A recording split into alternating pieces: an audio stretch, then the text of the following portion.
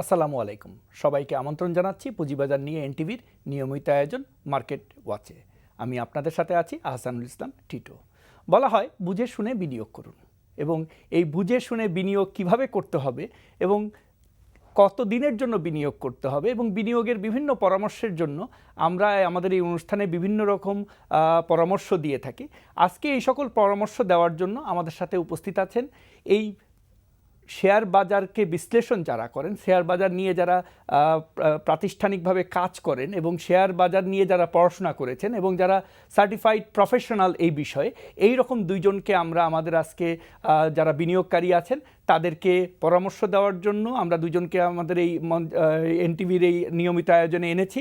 আমার বাম দিকে আছেন আমাদের vice president Asian Tiger Nafiz Al Tariq. আসসালামু আলাইকুম। আমার ডান দিকে আছেন শেখ মালিক আল রাজি, head of research, IDLC investment. মূলত আমরা আপনাদের সাথে আলোচনা করব। আমাদের দর্শক যারা থাকেন তারা সব সময়ই বিভিন্ন প্রশ্ন করেন বিভিন্ন শেয়ার নিয়ে এবং তাদের পোর্টফোলিও নিয়ে, বিনিয়োগ নিয়ে, কিভাবে তারা বিনিয়োগ করতে পারে। আমরা প্রশ্নও নিব। প্রিয় দর্শক, আমরা আপনাদের কাছ থেকে আজকে আপনার বিনিয়োগের বিষয়ে, কোন কোম্পানিতে বিনিয়োগ করবেন, কোন সেক্টরে বিনিয়োগ করবেন, এই ধরনের যদি সরাসরি প্রশ্ন থাকে সেগুলোও নিয়েও আমরা আজকে আলোচনা করব।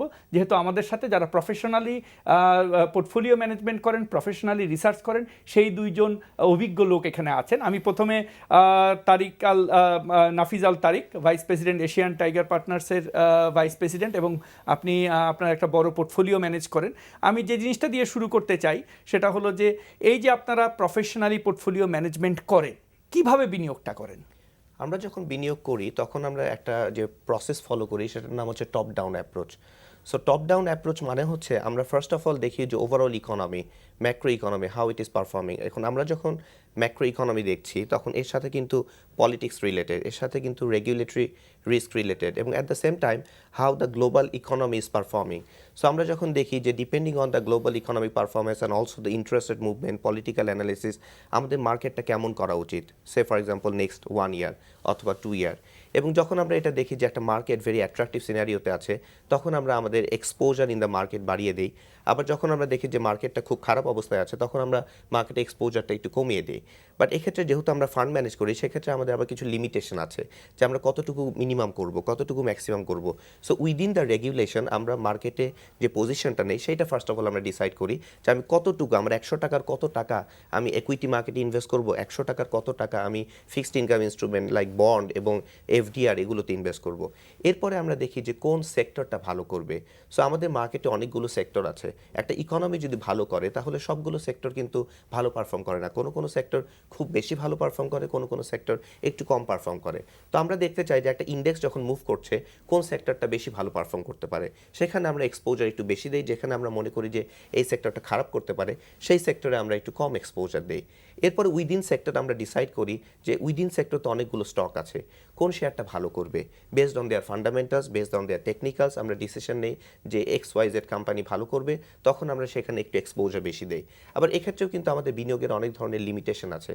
আমরা অ্যাজ এ মিউচুয়াল ফান্ড আমরা কিন্তু কোনো একটা স্টকে আমাদের টোটাল অ্যাসেটে 10%-এর বেশি অ্যালোকেট করতে পারি না। সো উইদিন দ্যাট কমপ্লায়েন্স আমরা এবং আমাদের মার্কেট আউটলুকের উপর ভিত্তি করে কিভাবে ইনভেস্ট করি, এবং এটা backed by obviously a fundamental and technical research. এটা আমাদের একটা ইনভেস্টমেন্ট কমিটি থাকে, ইনভেস্টমেন্ট কমিটিতে আমরা পাস করাই, তারপরে ইনভেস্টমেন্ট কমিটিতে পাস হওয়ার পরে উই গো ফর এক্সিকিউশন। সেখানে আমাদের ব্রোকার থাকে, আমরা ব্রোকারের মাধ্যমে এক্সিকিউশন করি এবং আমরা আমাদের পারফরমেন্সটা রিপোর্ট করি। ধন্যবাদ। আমি হেড অফ রিসার্চ আইডিএলসির শেখ মালিক আল রাজি, আপনার কাছে আসবো। আপনারা এই পুঁজি বাজারে কি ধরনের রিসার্চ আপনারা করেন? আচ্ছা, তো বেসিক্যালি নাফিস অলরেডি বলেছে যে কিভাবে টপ ডাউন অ্যাপ্রোচে আমরা করি কাজটা। এরপরে আমরা আসতে পারি যে কোম্পানি স্পেসিফিক রিসার্চ কীভাবে করি, স্টক স্পেসিফিক রিসার্চ কীভাবে করি।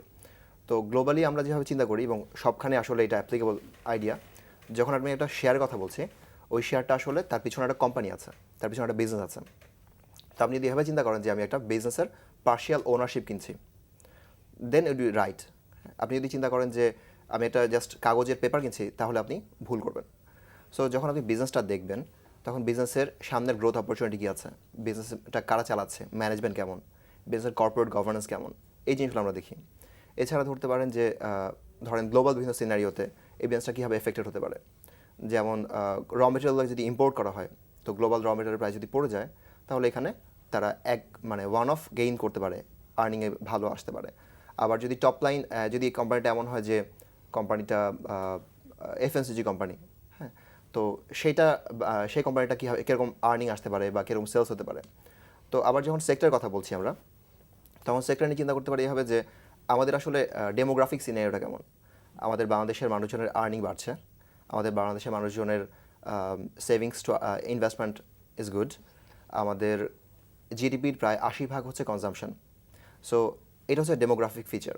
সো ওই বেসিসে আপনি যদি চিন্তা করেন তাহলে যেগুলো কোম্পানি কনজিউমার গুডস কোম্পানি বা consumer stable company, consumer goods মানে হচ্ছে সেটা হতে পারে সিগারেট, সেটা হতে পারে ফুড আইটেম, কনজিউমার স্টেবল হতে পারে সেটা ওষুধ হতে পারে। তো এই ধরনের কোম্পানিগুলো জেনারেলি ভালো গ্রোথ দিবে। তো এই জিনিসগুলো আমরা দেখি। এছাড়া হচ্ছে যে কোম্পানিটার গভর্নেন্স কেমন। সো গভর্নেন্স অ্যাকচুয়ালি একটা বড় টার্ম। সো মানে কিপিং ইট শর্ট, যদি আমরা বলতে পারি যে কোম্পানিগুলো ভালো ডিভিডেন্ড পলিসি আছে, ক্যাশ ডিভিডেন্ড, সেটাও কিন্তু একটা গুড গভর্নেন্সের সাইন। হ্যাঁ, সো ওই বেসিসে আমরা একটা এস্টিমেটেড ভ্যালুয়েশন করি।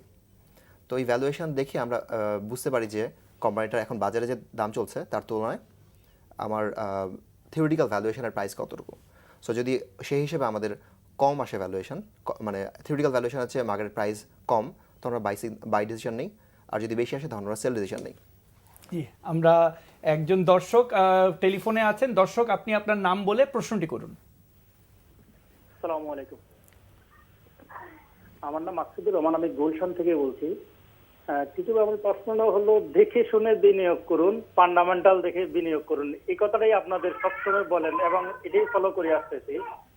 তো 10 সালের পর থেকে সমন্বয় করতে করতে লস দিতে লাস্ট এই ডেল্টা লাইফ কিনলাম 204 টাকা করে, এখন আছে 100 টাকা।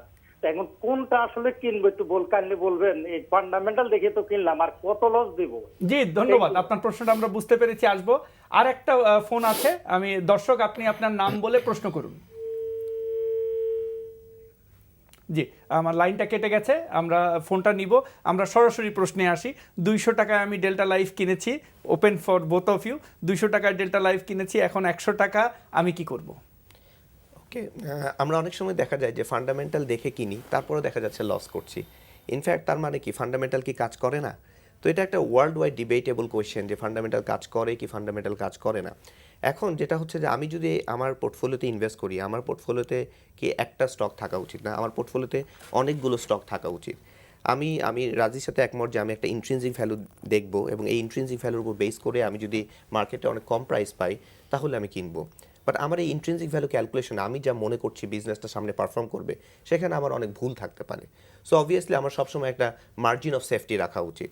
সো আমি মনে করছি যে একটা কোম্পানি বেসড অন তার cash flow and business fundamentals, এটা 100 প্রাইস হওয়া উচিত। সো এটা যদি এখন কারেন্টলি 90 টাকা হয়, তাহলে আমার কিন্তু মার্জিন অফ সেফটি মাত্র 10%। অন্যদিকে এটা যদি বাজারে 50 টাকা হয়, সেক্ষেত্রে আমার মার্জিন অফ সেফটি কিন্তু অনেক আই গট বেশি। ইউর পয়েন্ট, বাট তার প্রশ্ন ছিল যে 200 টাকায় উনি কিনেছেন, বাজারে 100 টাকা ডেল্টা লাইফ, উনি কি করবেন? আচ্ছা, মানে স্পেসিফিকলি কোম্পানি নাম ধরনের আমি জাস্ট জেনারেলি বলি অ্যান্সারটা।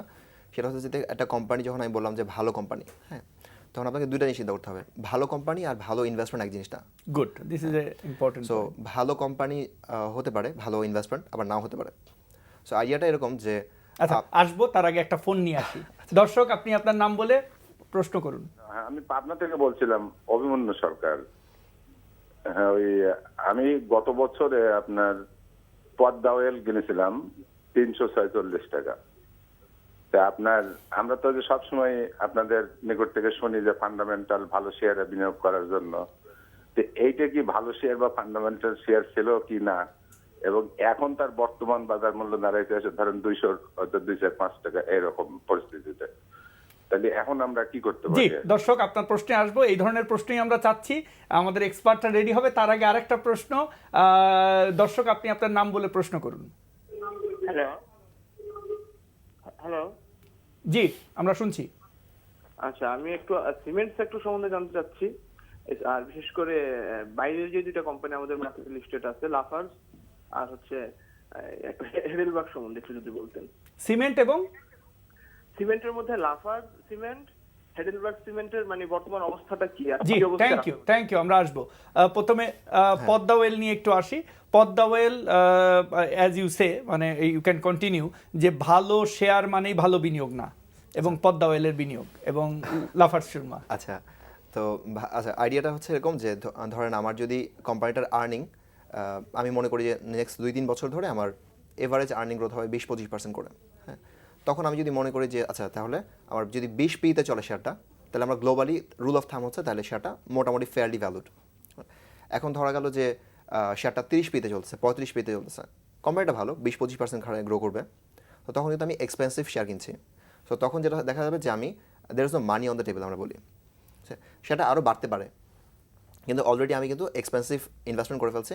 সো র্যাদার আমি চেষ্টা করবো যে কোম্পানিটা 25% হার গ্রো করে সেটাকে 20 বা 15 পিতে যদি আমি কিনতে পারি, হ্যাঁ, তখন হচ্ছে গিয়ে সেফটি নেট আমার বাড়ে, ঠিক আছে।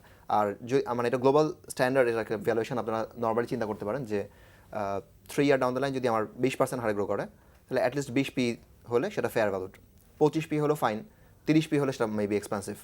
ওকে, আমি একটা রুল অফ থাম পেলাম। আবার একটু সরাসরি প্রশ্ন একটু দিতে চাই। ওনারা চেষ্টা করতেছেন বুঝার যে 300 টাকায় কিনেছেন, এখন 200 টাকা। পদ্মা ওয়েল বা সিমেন্ট সেক্টরের কোনো ফোকাস কি আপনার? সিমেন্ট সেক্টর যদি আমরা ড্রাইভারটা দেখি তাহলে it depends on the business. So আমার ইকোনমি কেমন পারফর্ম করছে। সো আমরা যদি দেখি যে গত 2-3 বছরে আমার ইকোনমি, আমার কনস্ট্রাকশন এগুলো খুব একটা গ্রো করছে না। সো এই সকল কোম্পানি সাধারণত যেটা হয়, বিজনেস সাইকেল যখন অনেক বুম থাকে তখন এই সকল কোম্পানি খুব ভালো করে। যখন আবার বিজনেসটা একটু ডাউন থাকে, আমার পলিটিক্যাল কেওয়াস থাকে, আমার হরতাল হচ্ছে, বিজনেসেস ঠিক মতো চলছে না, তখন কিন্তু এই কোম্পানিগুলো অনেক খারাপ করে। সো দেখা যাচ্ছে আমি কিন্তু একটা ফান্ডামেন্টালি গুড স্টক কিনেছি, ইভেন আমি একটা ভেরি গুড প্রাইসে কিনেছি, তারপরও আমার কিন্তু একটা লম্বা সময় নিতে হবে। আমি যদি মনে করি আমি আজকে ইনভেস্ট করে 6 মাস পরেই রিটার্ন পাবো, আচ্ছা, বা 1 বছর আমাদের পরেই আমরা রিটার্ন একটু পাবো। প্রশ্নগুলো অনেক নিব, অনেক দর্শক প্রশ্ন করছেন, আপনারা চেষ্টা করবেন টু অ্যাড্রেস যে তাকে কিভাবে হেল্প করা যায় to make the decision. So আরেকজন দর্শক আছেন। দর্শক, আপনি আপনার নাম বলে প্রশ্নটি করুন। আমি আইয়া চৌধুরী রামপুরা থেকে। জি বলুন। একটি ফাইন কোম্পানির কি অবস্থায় আছে, কিভাবে আছে? আমার একটি ফাইন কিনছি, ওষুধ কোম্পানি একটি ফাইন। জি ধন্যবাদ। আমরা দেখি অ্যাক্টিভ ফাইন নিয়ে আমরা আলোচনা করব। আরেকজন দর্শক আছেন। দর্শক, আপনি আপনার নাম বলে প্রশ্ন করুন। জি, আমি ঢাকা থেকে রাসেল বলছিলাম। আমার প্রশ্ন ছিল যে আমার কাছে একটা স্টক আছে যেটা হচ্ছে 51% গভর্নমেন্টের কাছে হোল্ড করা আছে। তার বর্তমান ন্যাব হচ্ছে 287 টাকা। তার বর্তমান মার্কেট মূল্য আছে এখন আজকে রেকর্ড ডেট হওয়া অনুযায়ী তার মার্কেট মূল্য হচ্ছে 90-95 টাকার ভিতরে। কিন্তু এখানে ওদের যে পি রেশিওটা আছে এটাকে নেগেটিভ দেখানো হচ্ছে। কারণ আমার কোশ্চেনটা হচ্ছে ওই জায়গাটা কেন নেগেটিভ দেখানো হচ্ছে? কোন কোম্পানি? কোম্পানিটার নাম? কোম্পানিটার নাম হচ্ছে ন্যাশনাল টিউব। National tube. জি, আরেকটা প্রশ্ন আছে। আপনারা যে আরেকটা প্রশ্ন, দর্শক আপনি আপনার নাম বলে প্রশ্নটি করুন। হ্যালো, আসসালামু আলাইকুম। ওয়ালাইকুম আসসালাম। আমি যশোর থেকে বলছিলাম। জি বলুন। আচ্ছা, ওই যে ফান্ডামেন্টাল ফান্ড বলেন, এই যে বেসকিমগো তো সবচেয়ে ভালো ফান্ড ছিল, সেটা 300 টাকা ছিলাম, এখন বর্তমানে সেটা 28 টাকা। আচ্ছা, বেক্সিমকো 300 টাকা কিনছিলেন, বর্তমানে 28 টাকা। ঠিক আছে, আমরা অনেকগুলি প্রশ্ন নিয়েছি, আমরা একজন একজন করে কাছ থেকে উত্তর নিব। আমরা সংক্ষেপে জানতে চাই যে যেটা সে বলল আর কি, যে ভালো কোম্পানি ভালো বিনিয়োগ না, আবার অনেকে হাই প্রাইসে কিনেছে। আমরা ন্যাভের কথা বলতেছি, পির কথা বলতেছি, সো ওই অয়েল সেক্টরের কোম্পানির কথা বলতেছি। যদি দর্শকদের প্রশ্নগুলির উত্তর দিতে পারেন। আমাদেরকে সবসময় দেখতে হবে যে আমি প্রাইস আর্নিং রেশিও, যেটা আমি রাজি বললো সেটার সাথে একমত। অ্যাট দ্য সেম টাইম আমার যে প্রাইস টু বুক ভ্যালু এবং কোম্পানিটা আমার ক্যাশ ফ্লো জেনারেট করছে কিনা। উনি যেমন বললেন যে আমার একটা পি রেশিও নেগেটিভ দেখাচ্ছে, এটার কারণ হতে পারে বিকজ কোম্পানি যে আর্নিংসটা আর্ন করেছে এটা ওই পিরিয়ডে নেগেটিভ হয়েছে। সো ওই পিরিয়ডে নেগেটিভ হলে পি রেশিওটা নেগেটিভ হয়ে যায় এবং এটা একটা মিনিংফুল রেজাল্ট দেয় না। সো আমি সবসময় কিন্তু পির উপরে বেস করে ডিসিশনটা নিতে পারবো না। সো আমাকে দেখতে হবে যে কোম্পানি বছর টু বছর তার আর্নিংসটা গ্রো করছে কিনা। একটা কোম্পানি যদি 5 বছর বা 6 বছরে তার আর্নিংসটা ডাবল হয়ে যায়, তার মানে কি কোম্পানিটা গ্রো করছে। At the same time company আমার ক্যাশ ফ্লো দেখতে হবে, বিকজ আর্নিংস এটা কিন্তু অনেক সময় আমাকে অ্যাক্রুয়াল অ্যাকাউন্টিং করি। সো সেক্ষেত্রে আর্নিংস কিন্তু অনেক সময় ম্যানেজ হয়। সো সেক্ষেত্রে আমরা দেখতে পারি যে আমার কোম্পানি ভালো ক্যাশ ফ্লো দিতে পারছে কিনা। At the same time company গত 5 বা 10 বছর কেমন ডিভিডেন্ড দিয়েছে। সো কোম্পানি, যে সকল কোম্পানি ভালো ক্যাশ ডিভিডেন্ড দেয়, আর্নিংস ভালো রেটে গ্রো করছে, managed by a good people, so সেক্ষেত্রে কোম্পানিটা কিন্তু in the longer run 5 to 10 years অবশ্যই ভালো করবে। সেক্ষেত্রে একটা টেম্পোরারি পিরিয়ডে আমার কিন্তু পোর্টফোলিও একটু নেগেটিভ থাকতে পারে, বাট আমি ওয়েট করবো if I invest in good companies. Good. Active fine pharmaceutical সেক্টরের কোম্পানি। আচ্ছা, অ্যাক্টিভ ফাইন বেসিক্যালি যেটা করে ফার্মাসিউটিক্যাল র ম্যাটেরিয়াল তৈরি করে। তো এখন বাংলাদেশে ফার্মাসিউটিক্যাল র ম্যাটেরিয়াল ইম্পোর্টেড হয় মোস্টলি। তো অ্যাক্টিভ ফাইন বাংলাদেশে এখন র মেটেরিয়ালটা প্রডিউস করতেছে। তো কোম্পানির earning and growth is good, যে as reported by the management and ডিএসসিতে নিউজ আপনারা দেখেছেন। তো যদি গিভেন দিস থিংস, যদি গ্রোথ ভালো হয়, যদি আপনি দেখেন যে পিটা আসলে যে গ্রোথ এক্সপেক্ট করছেন, ধরেন আপনি এক্সপেক্ট করি যে এটার এক্স রেটে গ্রো করবে, তো আমি এক্স রেটের গ্রোথের চেয়ে যদি কম আপনার মাল্টিপল হয়, তো you should buy and hold ইট।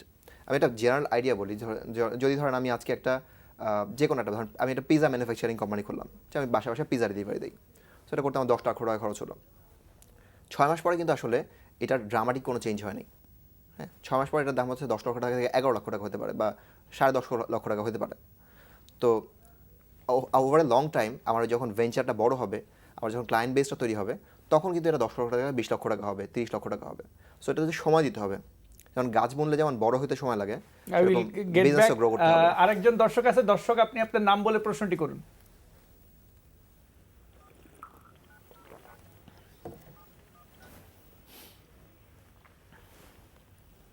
জি দর্শক, আপনি আপনার নাম বলে প্রশ্নটি করুন। আসসালামু আলাইকুম। ওয়ালাইকুম আমার আসসালাম। প্রশ্ন হলো, আমি খালেদ ঢাকা থেকে বলছি। আমার প্রশ্ন হলো, একটা প্রশ্ন নেওয়ার পর আপনারা সেটা শেষ না করে আরেকটা প্রশ্নে চলে যান, এটা কি ঠিক? আমরা সবগুলি প্রশ্ন একসাথে নিতে চাই যাতে এক্সপার্টরা তার উত্তরটা ওইভাবে দিতে পারে। আপনি আপনার প্রশ্নটি করুন, আমরা চেষ্টা করব একটা একটা করে নিতে। অনেক দর্শক অনেকক্ষণ ধরে লাইনে থাকেন, বলেন।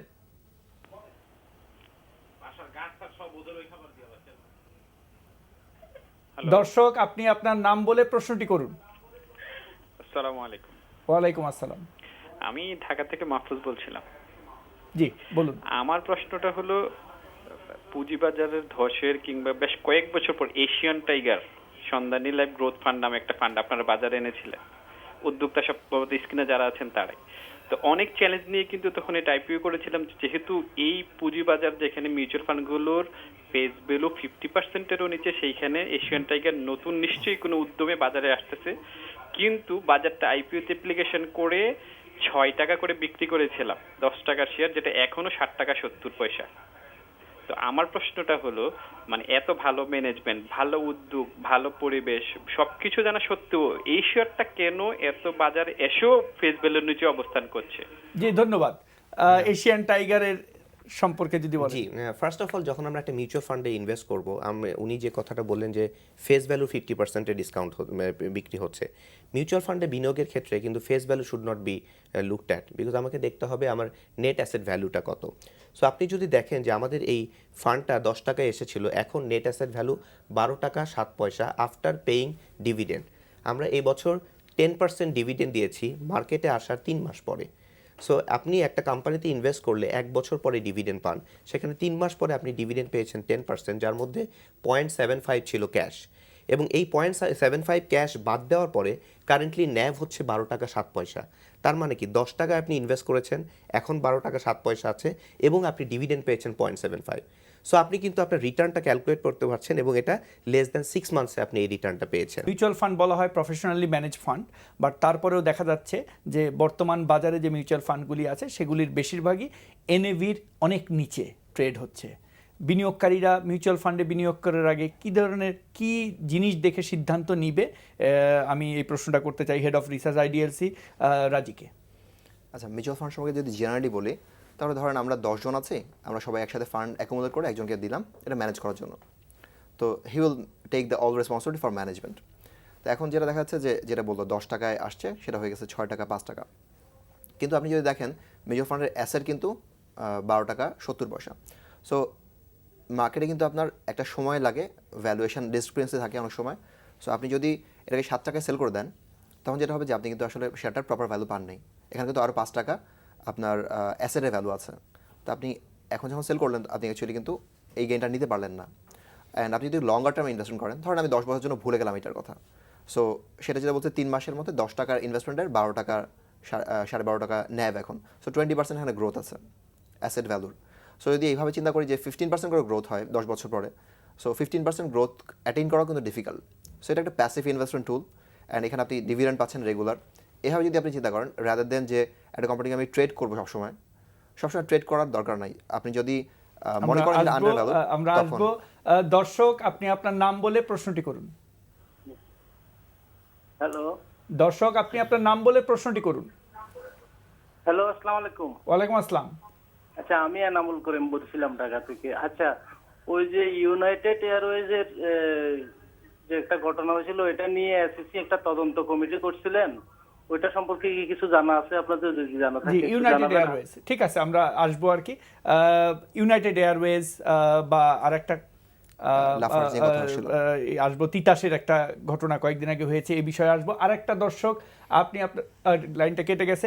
এই যে ডিসক্লোজারগুলি, ভালো কোম্পানি তিতাস তার ডিসক্লোজার দিল, রেগুলার একটা ডিভিডেন্ড পলিসি ছিল, তারপরেও 15% ডিভিডেন্ড দিল, এই ধরনের জিনিস কিভাবে এফেক্ট করে বাজারকে? এখানে কিন্তু একটা জিনিস দেখেন যে রেগুলেটরি রিস্ক, যে কোনো একটা তদন্ত চলছে বা কোনো একটা প্রাইসিং ঠিক করে দেওয়া হচ্ছে গভর্নমেন্টের মাধ্যমে, তো সেক্ষেত্রে কিন্তু গভর্নমেন্টের প্রাইসিং পাওয়ারটা একটু মানে কোম্পানি প্রাইসিং পাওয়ারটা নাই।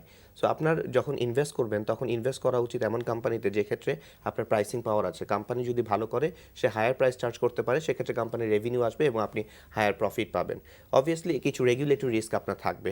সো রেগুলেটরি রিস্কগুলোকে কমানোর জন্যই কিন্তু আমরা ডাইভার্সিফিকেশনের দিকে নজর দিচ্ছি। আপনার প্রত্যেকটা স্টক ভালো পারফর্ম করবে না। আপনি যদি 20টা স্টক কিনেন, আপনার কিন্তু 10টা ভালো পারফর্ম করবে, 10টা ভালো পারফর্ম করবে না, কিন্তু ওভারঅল আপনার রিটার্নটা ভালো হবে। এই জন্য যারা ক্ষুদ্র বিনিয়োগকারী, তাদের জন্য ন্যাচারাল চয়েস হবে মিউচুয়াল ফান্ড, বিকজ তাদের এত সময় অথবা অ্যানালিসিস করার জন্য তাদের যে মেধা এবং সময় এটা না থাকতে পারে। So mutual fund is a natural choice for the retail investor. Mutual ফান্ডে যদি বিনিয়োগ করে, they have to look for, as you say, যে নট ট্রেডিং, কেনা বেচা না, কিনে আমি রেগুলার ডিভিডেন্ড পেলাম আমার একটা গ্রোথ পটেনশিয়ালের জন্য, এইটা এক্সপেক্ট হওয়া উচিত। সো আমার মনে হয় যে জি, আরেকটা দর্শক, আপনি আপনার নাম বলে প্রশ্ন করুন। জি, আমার নাম শঙ্কর, আমি ঢাকা থেকে বলছিলাম। জি স্যার, আপনাদের কাছে একটা কোশ্চেন। আমরা জানি যে ডিরেক্টর সেল আসলে কোনো শেয়ারের, সেক্ষেত্রে আমরা ডিএসসিতে বা কোথাও ডিএসসিতে জানাই যে আমরা যতগুলো শেয়ার সেল করবো বা কিনবো, কোনো কিছু আসলে। আমরা দেখলাম ফার কেমিক্যালের ব্যাপারে, আমরা যখন শেয়ার কিনি ফার কেমিক্যাল, তখন ছিল 1,29,00,000 শেয়ার, পাবলিক শেয়ার সেটা। আর ডিরেক্টর পোর্শন ছিল 86%। আমরা ইদানিং দেখলাম যে ডিরেক্টর শেয়ার চলে আসছে 41% এবং শেয়ার পাবলিক চলে আসছে 8 কোটি সামথিং। আমরা আপনাদের কাছে জানতে চাই যে কিভাবে তারা উইদাউট ইনফরমেশনে এতগুলো শেয়ার বিক্রি করলো। আচ্ছা, ঠিক আছে, আমরা জানার চেষ্টা করব। কারো কি জানা আছে এই বিষয়ে? এক্ষেত্রে যেটা ডিএসসিতে আপডেট করা হয়, এটা তো আসলে প্রতিদিন আপডেট করা হয়, এটা একটা নির্দিষ্ট সময় পর পর, এবং তারা অবশ্যই ডিসক্লোজার দিয়েই সেল করেন।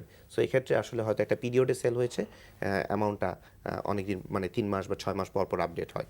বাট স্পন্সরের শেয়ারের বোনাস অংশ তো মনে হয় ডিক্লেয়ার দিয়ে বিনিয়োগ করতে হয় না।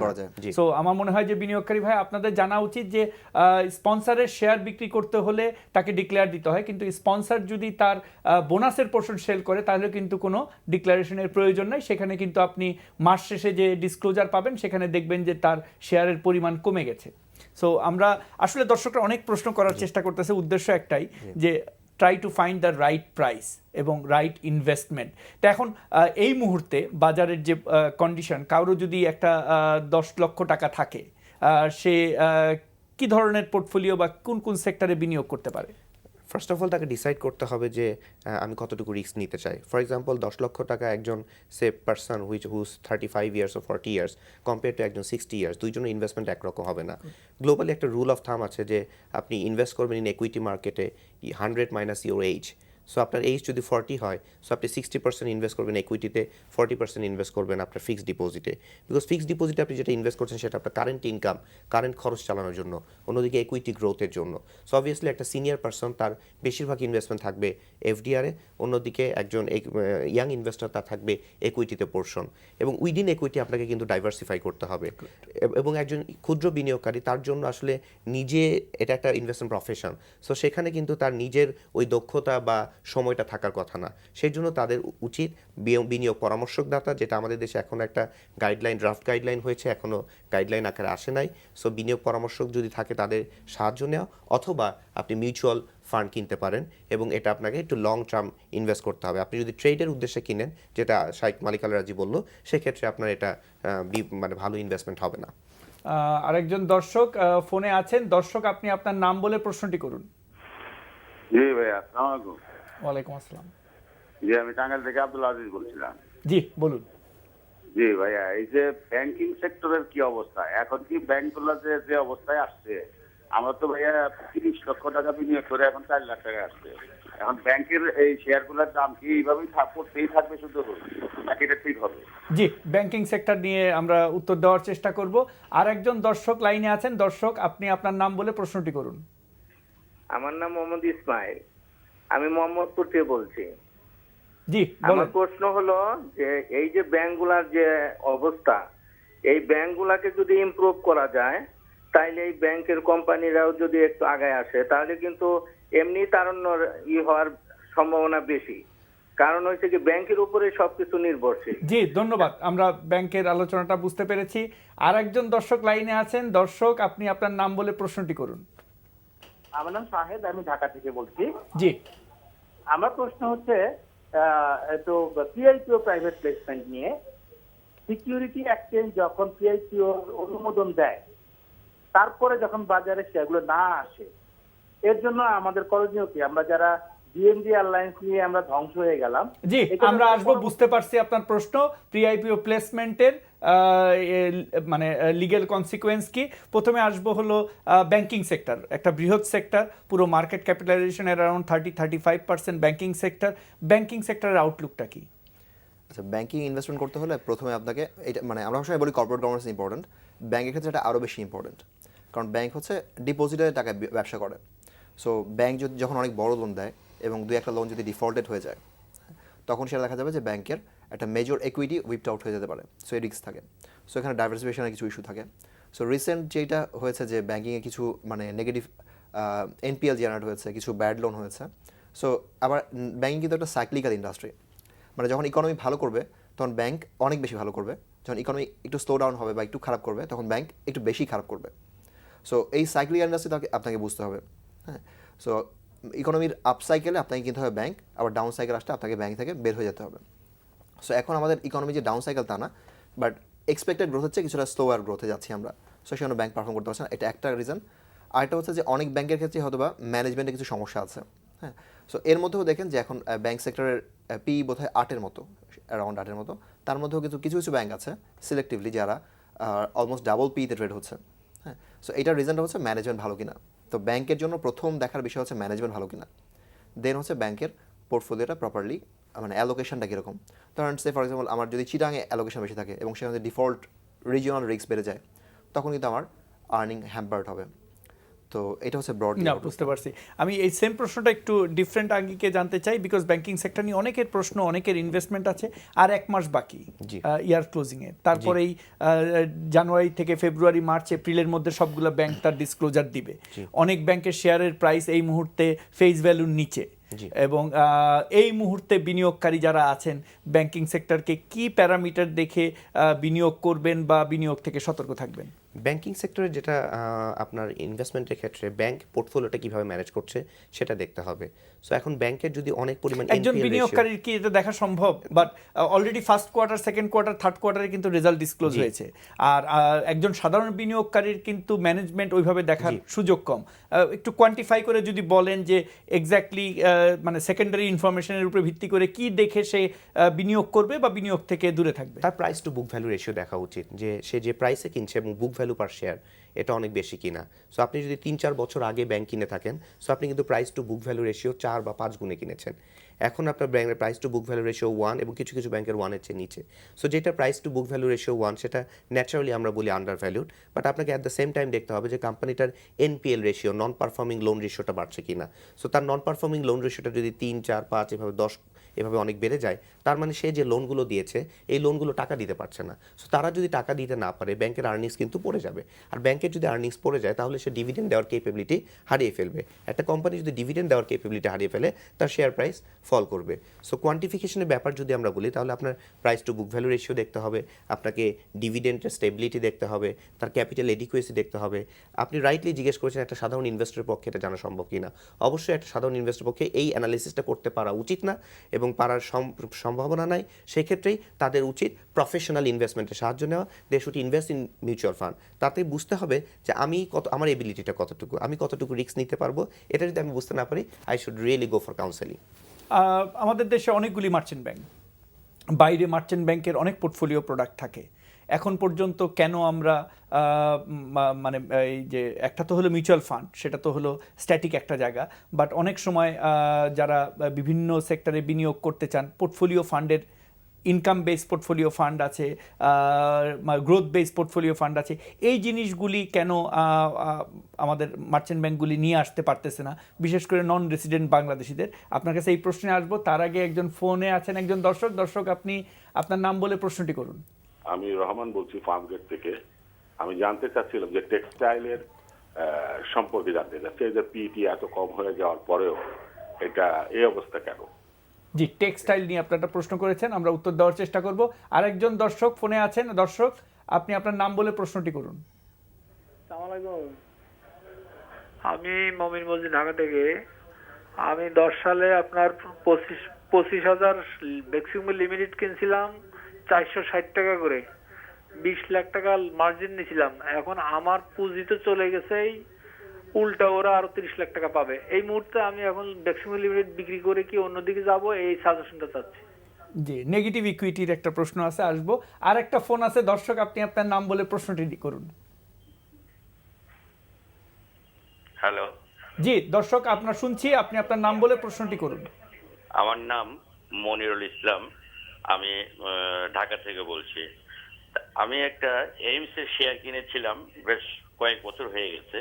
তো যাক, এবার ডিভিডেন্ড ডিক্লেয়ার করলো তারা 175%, কিন্তু আমার শেয়ার ছিল 750টা। তো সেই হিসেবে 175 তো প্রায় 2100 শেয়ারের মতো হয়ে যাওয়ার কথা, কিন্তু আমার পোর্টফোলিওতে আমি দেখলাম 750-এর এগেইনস্টে আমি 350 শেয়ার তারা বোনাস অনলি দিয়েছে। তাইলে আমি পেলাম কত? মাত্র 50%-এর মতো। এটা কারণটা কি? জি আচ্ছা, এখানে বেসিক্যালি মানে 175% মানে ঠিক 175% না, এটা একটা ন্যাভের সাথে ফর্মুলা বেসড একটা ক্যালকুলেশন আছে। সো 175% এফেক্টিভ রেট হয় প্রায় 40-42%, 45% এইরকম রেঞ্জের হবে। সো ক্যালকুলেশন আসলে ভুল নাই, বাট ওই 170% আরও এটাকে আমরা বলি রিইনভেস্টমেন্ট ইউনিট বলি আর কি আমরা।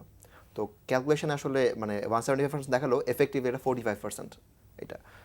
আর আরেকটা কোশ্চেন ছিল হচ্ছে গিয়ে বেক্সিমকো লিমিটেড নিয়ে আর কি, যে উনি নেগেটিভ ইকুইটি হয়ে গেছে, উনি 10-এ কিনছিলেন হাই মার্কেটে, এখন নেগেটিভ ইকুইটি আমরা ওভারঅল ওইভাবে নাই করে নেগেটিভ ইকুইটি যাদের সিচুয়েশন, যাদের 10 লাখ টাকা বিনিয়োগ করেছে, 10 লক্ষ টাকা লোন নিয়েছিল, এখন তার ইকুইটি চলে গেছে, উল্টা দায়ে আছে, তাদের কি করা উচিত?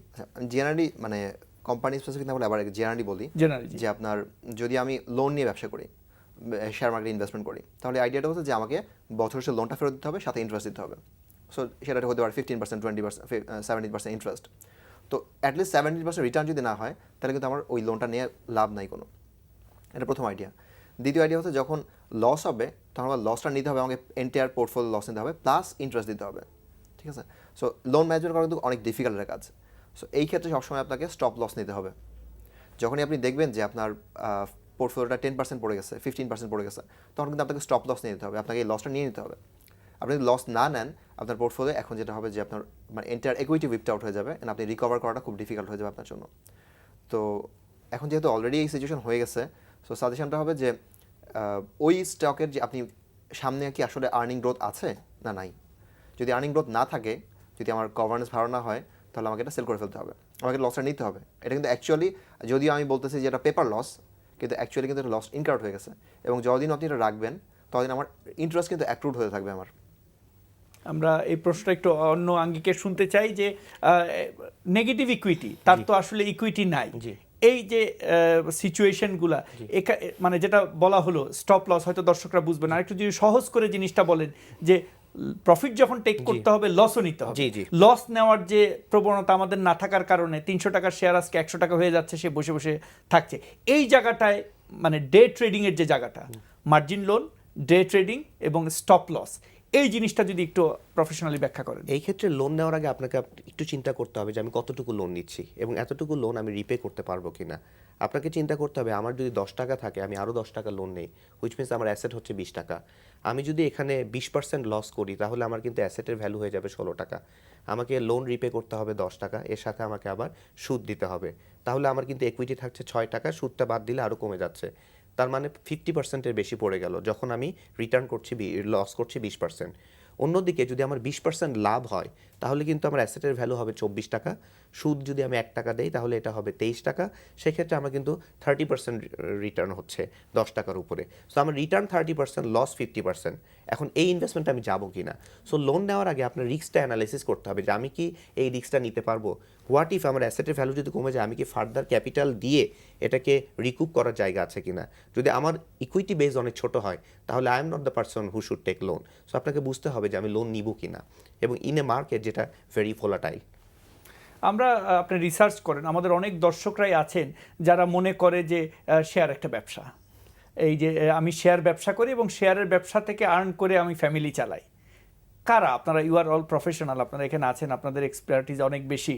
আপনারা কারা এই জিনিসটা করতে পারে এবং সেই অ্যাফোর্ডেবিলিটি বা কাদের করা উচিত না? আমি অনেক রিটায়ার্ড পার্সন আমার কাছে এসেছেন যে উনি রিটায়ার করে রিটায়ারমেন্টের পুরো টাকা নিয়ে ডেইলি শেয়ার ট্রেডিং করেন। এই বিষয়ে আপনার মতামতটা জানতে চাই। জেনারেলি যদি বলি, শেয়ারের প্রাইস প্রতিদিন যে মুভমেন্ট হয় এটা র্যান্ডম, মানে আপনি যদি কয়েন টস করেন তখন যা হবে আপনার শেয়ার প্রাইস মুভমেন্টও সেরকমই হবে। সো ডে ট্রেডিং করে আসলে আপনার আফটার কমিশন, পেইং কমিশন, আপনার তো ব্রোকারেজকে আবার একটা 0.5% কমিশন দিতে হবে, তখন কিছু আপনার আসলে মানে রিটার্ন জেনারেট করা খুবই ডিফিকাল্ট। আর আপনার যদি যেটা বলেন যে একজন এইজ পার্সন, তার কিন্তু আসলে সামনে আর্নিং পটেনশিয়াল আর নাই কোনো, তার একটা রিটায়ারমেন্ট ফান্ড আছে। তো তখন আপনি যদি আর ইকুইটি ইনভেস্টমেন্ট সবসময় রিস্কি, তো আপনার এন্টায়ার ফান্ড যদি আপনি ইকুইটি নিয়ে নেন, আপনার ক্যাপিটাল মার্কেট ঢুকায় ফেলেন, তখন যেটা হবে যে আপনার হঠাৎ করে দেখবেন যে 20% নাই, 15% নাই। এটা রিকভার করার জন্য আপনার কিন্তু অন্য কোনো ইনকাম সোর্স নাই। তো যে কোনো এইজেই আমার উচিত ডাইভার্সিফিকেশন করা, ইকুইটিতে কিছুটা এক্সপোজার নেওয়া, হয়তো ফিক্সড ইনকাম কিছুটা এক্সপোজার নেওয়া, এবং ইকুইটি উইদিন ইকুইটিও হয়তো কিছুটা মানে ডাইভার্সিফিকেশন করা, এটা দেখতে হবে। আর এইজ পার্সন যারা, তাদের ওই আপনি 100 মাইনাস এইজ, মানে 100 মাইনাস এইজ, যদি 60 বছর হয় তাহলে আপনি অথবা 40% ইকুইটি এক্সপোজার নেন, 60% আপনি ফিক্সড ইনকাম এক্সপোজার নেন, এভাবে চিন্তা করতে পারেন আপনি। তো তাহলে এটা হবে যে ফিক্সড ইনকাম থেকে একটা রেগুলার ফ্লো আসবে ইনকামের, আর ইকুইটিতে কিছুটা ভোলাটাইল হবে 1 বছর 2 বছর, বাট লঙ্গার হরাইজনে কিন্তু এটা ভালো করবে। আর ডে ট্রেডিং করে আসলে কমিশন দিয়ে গ্লোবালি কেউই আসলে আর্থিকভাবে লাভবান হতে পারে না। সো আপনার এটাকে একটা লং টার্ম ইনভেস্টমেন্ট হিসেবে না দেখতে হবে, রাদার এটা একটা ডেইলি প্রফেশন হিসেবে দেখা। শেয়ার তাহলে ব্যবসা না, শেয়ার বিনিয়োগ। তো আমরা আমাদের দেশের সব ইকোনমিক ইন্ডিকেটরগুলি কিন্তু পজিটিভ, কিন্তু গত 5 বছরে মার্কেট ওইভাবে পজিটিভ হচ্ছে না, এটা মানে পজিটিভ হচ্ছে না। এবং আমরা সেবির চেয়ারম্যান এসেছিলেন, মাননীয় প্রধানমন্ত্রী সেই অনুষ্ঠানে ছিলেন, এবং পঞ্চবার্ষিকী মানে 7ম পঞ্চবার্ষিকী পরিকল্পনায় আমরা একটা মধ্যম আয়ের দেশে পরিণত হতে যাচ্ছি, এর জন্য বিনিয়োগের প্রয়োজন। সো এই যে বিনিয়োগটা মিউচুয়াল ফান্ডের মধ্যে, মিউচুয়াল ফান্ডটাকে পপুলার করার জন্য, যেহেতু আপনারা মিউচুয়াল ফান্ডের ইন্ডাস্ট্রির সাথে যুক্ত, কি চিন্তা ভাবনা আছে? তার আগে একটা প্রশ্ন নিব এবং সেই সাথে এই উত্তরটাও নিব।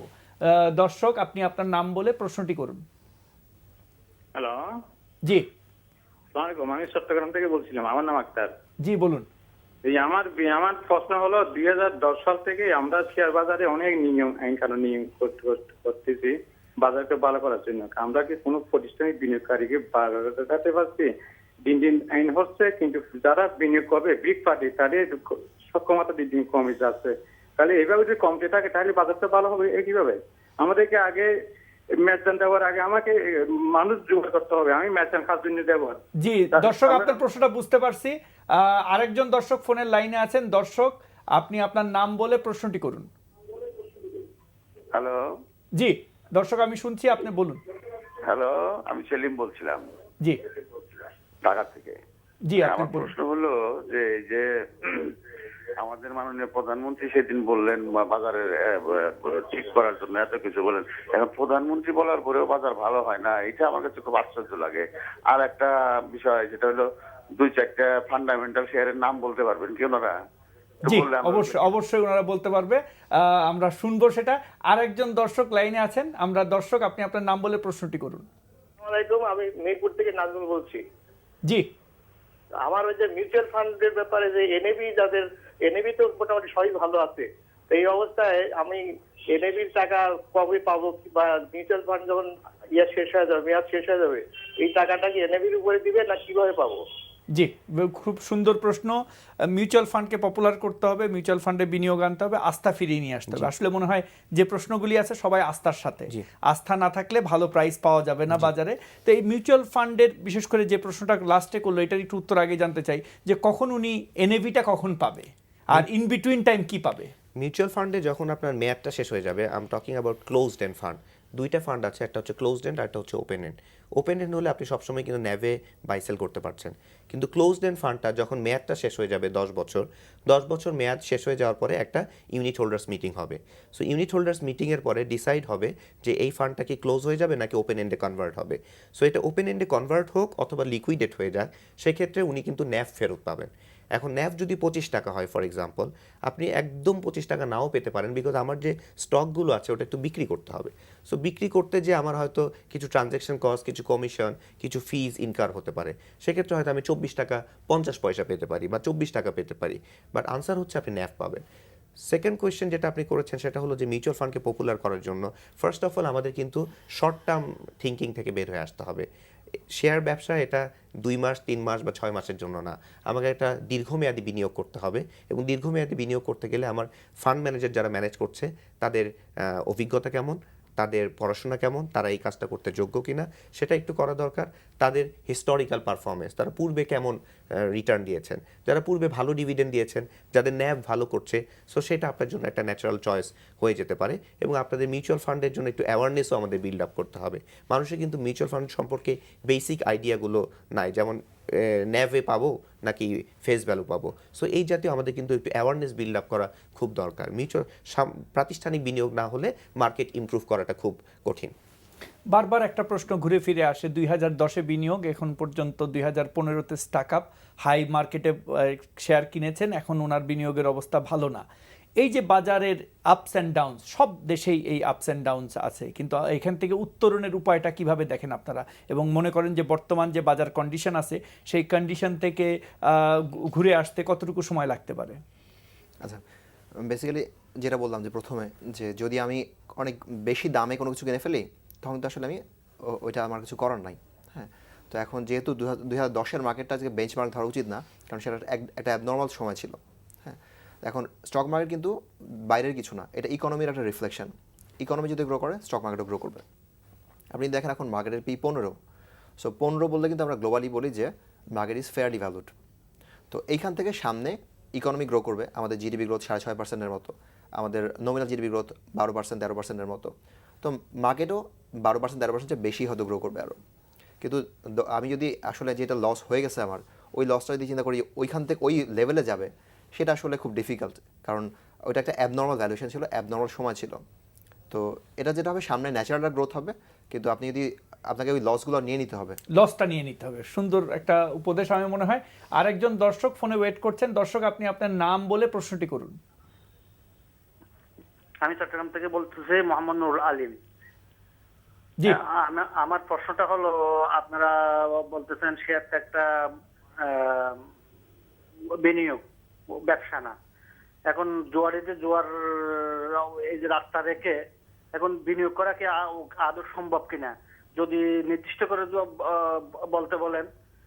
যেমন কিছু শেয়ার প্রতি বছর নো ডিভিডেন্ড দেয়, কিছু শেয়ার আপনার নতুন আসে, কিছু শেয়ার কি 10% কম দেয়। সে সমস্ত শেয়ারগুলো যে প্রতিনিয়ত 4 গুণ 5 গুণ 10 গুণ বেড়ে যায়, এগুলো দেখার মতো কেউ থাকে না। তাহলে কি করে সম্ভব? জোয়ারিদের হাত থেকে তো বাজারকে রক্ষা করতে হবে। জি দর্শক, আপনার প্রশ্নটা আমরা বুঝেছি। জি, আরো একটা দর্শক ওয়েট করছেন ফোনে। দর্শক, আপনি আপনার নাম বলে প্রশ্নটি করুন। আচ্ছা, আমি হিমেল রহমান বলছি। আমি তিতাস গ্যাস কিনেছিলাম, কিন্তু 70 টাকাতে। তিতাস গ্যাসটা যে কি হলো আমি বুঝলাম না। এত সরকারি একটা শেয়ার এরকম ভাবে একদম এত নিচে নেমে গেল। আমি 56-57 অ্যাডজাস্ট করলাম, এটা এখন আরো নিচে নেমে গেল। জি, আপনার বলবেন যে এটা কি হলো? জি, ঠিক আছে। 70-এ তিতাস ছিল। তিতাস গত 5 বছর 25, 30, 35% ডিভিডেন্ড দিয়েছে। হঠাৎ করে মানে অনেক টাকা ইপিএস থাকার পরেও মানে 1 টাকা 50 পয়সা মনে হয় ডিভিডেন্ড দিয়েছে।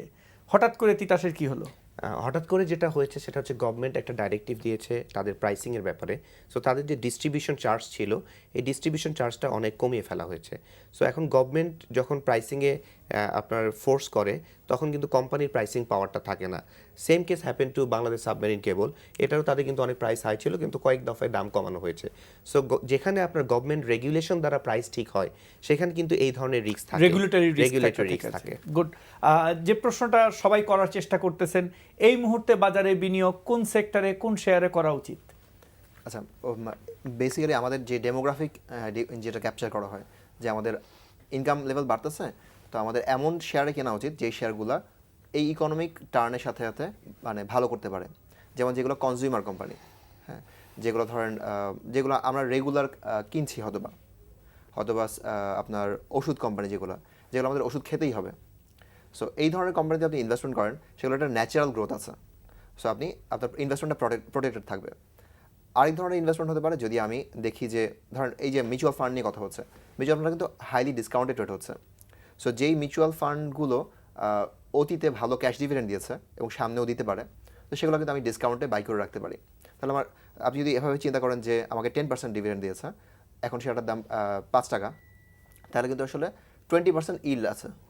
5 টাকা আমার 10%, সো আমার ইল্ড অনেক হাই। সো এইভাবে কিন্তু আমি চিন্তা করলে এগুলোকে লং টার্ম ইনভেস্টমেন্ট চলে যেতে পারি। গুড।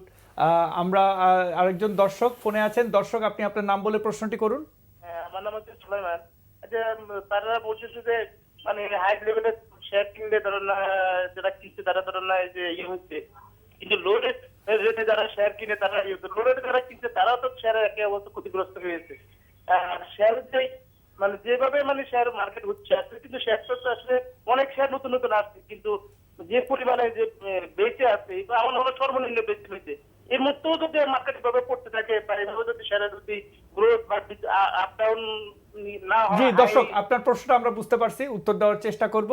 আর একজন দর্শক ফোনে আছেন। দর্শক, আপনি আপনার নাম বলে প্রশ্নটি করুন। আচ্ছা, আমি বরিশাল থেকে বলছিলাম, জাহিদ।